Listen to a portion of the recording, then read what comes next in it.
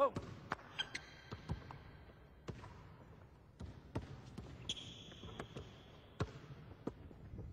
All right, hold it up.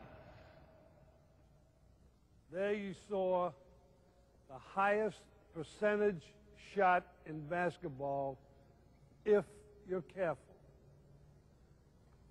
You got the guy that made the dunk famous, Dr. J, Julius Irving.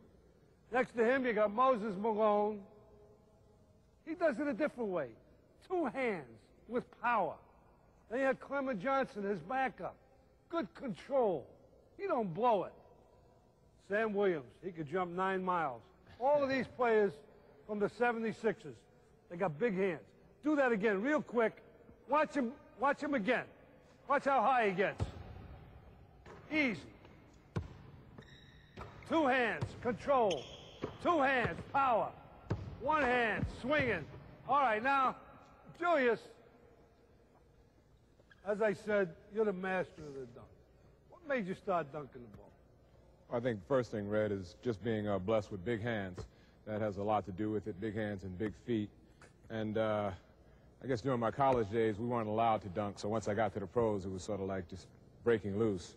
And when I'm attacking the basket and nobody's there, you know, that's when you get a chance to exhibit the skills that you worked on for a lot of years. If somebody's there, then you got to do it a little bit differently, and your options become a little more limited, I think. All right, now let's demonstrate that. Now, you guard him, and you try to stop the shot. Now, watch this closely. This is a friendly dunk, of course. Yeah.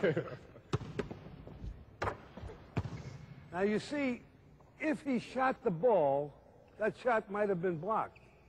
But like he said, with his big, strong hands, he went and boom. There's no way to stop it. Do it one more time.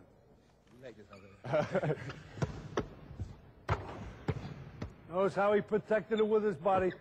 All right, now, what do you advise young people relative to dunking the ball? Well, I think relative to dunking the ball, first you have to develop your jumping ability so that you can get, you know, at least this much of your hand above the rim. Some guys can get away with just getting their fingertips above the rim, and then they do more of a timing dunk. That's not gonna, you're not gonna be able to dunk over anybody with that dunk.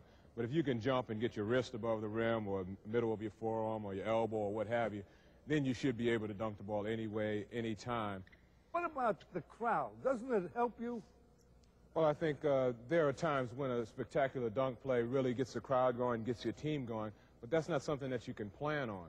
I think, you know, when you're playing the game of basketball, you got to be result-orientated. You got to think about getting the result. The result of attacking the basket is get 2 points. That it has an effect on people, that's wonderful. You know, that might get you, you know, more fans, might get you a bigger contract or what have you, but that can't be your primary consideration. The result first, and then the effect is secondary. There it is.